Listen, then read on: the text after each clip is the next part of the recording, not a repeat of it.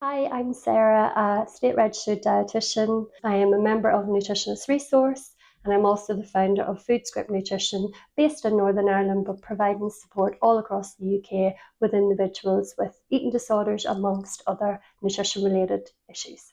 We know that eating disorders are a really serious mental health condition.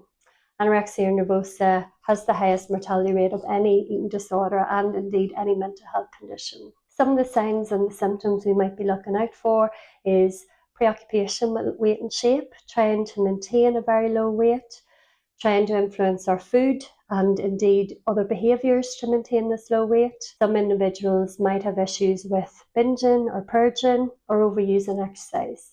Now, I know other videos have spoke about the importance of MDT working, the risk factors associated with treatment of an eating disorder.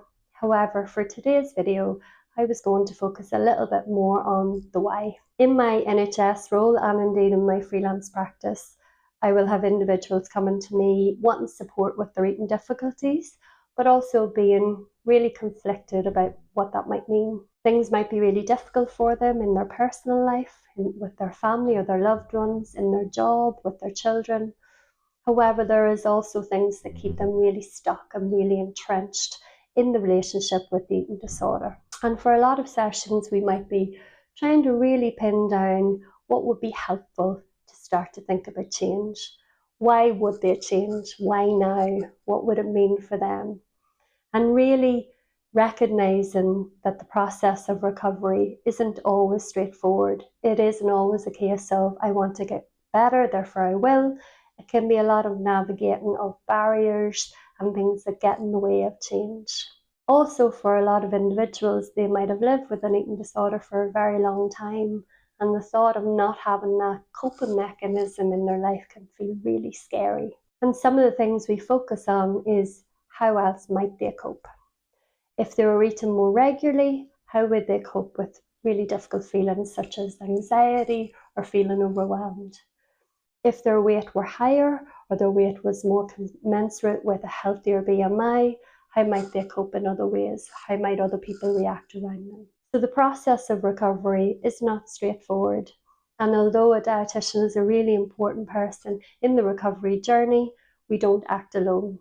We need to act with other health professionals such as psychologists, psychiatrists, family therapists, occupational therapists, to ensure that person has the best chance of recovery in all the different aspects of their life. As I mentioned, I've been a dietitian for many, many years, and some of the information I give is about meal plans, and for some individuals they will want a meal plan, whereas for other individuals they might want to work with the food that they're already having.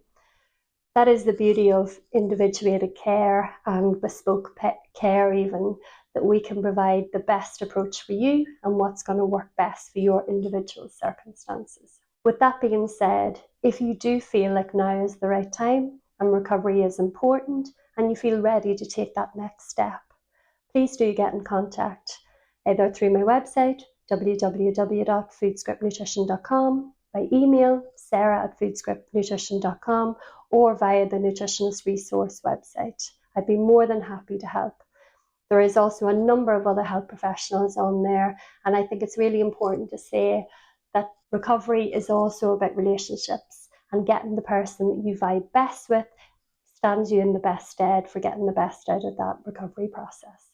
Wishing you the very best in your recovery journey. Take care.